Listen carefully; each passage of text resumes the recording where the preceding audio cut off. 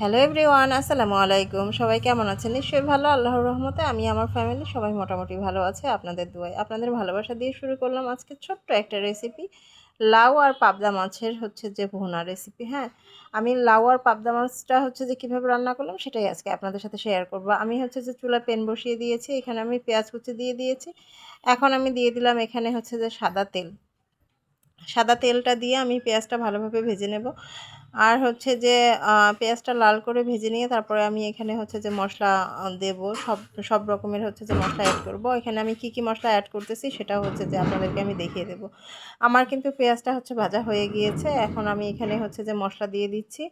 আমি চুলার আঁচটা একেবারেই যে কমিয়ে দিয়েছি, নইলে কিন্তু এটা পুড়ে যাবে। আর এই সময়টাতে যখন মশলা দেওয়া হয় বা একটু পানি অ্যাড করা হয়, এই সময়টাতে কিন্তু তেলটা খুব ছিটকে ছিটকে যে চুলার মধ্যে পড়ে। এটা দেখতে কিন্তু আমার খুব বিরক্ত লাগে।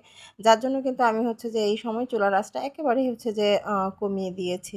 আমি আগে মশলাগুলো দিয়ে মাখিয়ে নেব, তারপরে আমি যে চুলাটার আঁচটা যে বাড়িয়ে দেব। আমি ঠিক এরকমটাই করি সব সময়।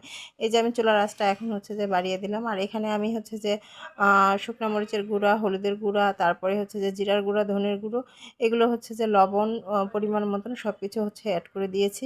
সব কিছু অ্যাড করে দিয়ে এখন মশলাটাকে আমি ভালোভাবে কষিয়ে নিলাম। ভালোভাবে কষিয়ে নেওয়ার পরে এখন আমি যে লাউগুলো এখানে ছেড়ে দেব। আমি লাউগুলো যে কেটে রেখেছিলাম সেই লাউগুলো এখন আমি এখানে ছেড়ে দিলাম। আর যে লাউগুলো ছেড়ে দেওয়ার পরে এখন আমি লাউটা যে ভালো করে নেড়ে চেড়ে যে লাউটাকে ভালোভাবে কষিয়ে নেব। লাউটাকে যে কষিয়ে নিতে হবে। এখানে কিন্তু আমি কোনো রকম যে পানি এখন অ্যাড করব না। আমি যে কারণ আপনারা সবাই জানেন যে লাউ থেকেই কিন্তু প্রচুর পরিমাণে যে পানি উঠে। তো এই মুহূর্তে কিন্তু আমি যে এখানে কিন্তু কোনো পানি যে অ্যাড করব না। হ্যাঁ, আমি যে লাউয়ের পানিটা দিয়ে লাউটা যে সেদ্ধ করব। আর আমার যে শাশুড়ি বলেন সবসময় যে লাউয়ের পানি দিয়ে লাউ সিদ্ধ হলে তাহলে ওটা কিন্তু স্বাদটা অন্যরকম হয়। তুমি যদি এখানে পানি অ্যাড করো তাহলে কিন্তু ওটার স্বাদটা যে চলে যায়।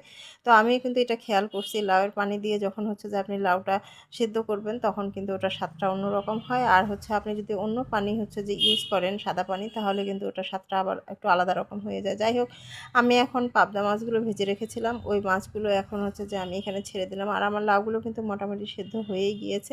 এখন আমি এখানে আসলে পরিমাণ মতন যতটুকু ঝোল যে দেব মাছের যে মাছ আর লাউয়ের যে তরকারিটাতে, ঠিক আমি যে ওই পরিমাণে পানি দিয়ে নিলাম। আমি একটু এটা যে শুকিয়ে নেব, টান টান করে নেব, নিয়ে কিন্তু আমি যে এটা নামিয়ে ফেলবো। তো এখন আমি যে এটাকে যে একটু টান টান করবো কিছুক্ষণ, যে এটাকে আমি এখন জাল করব।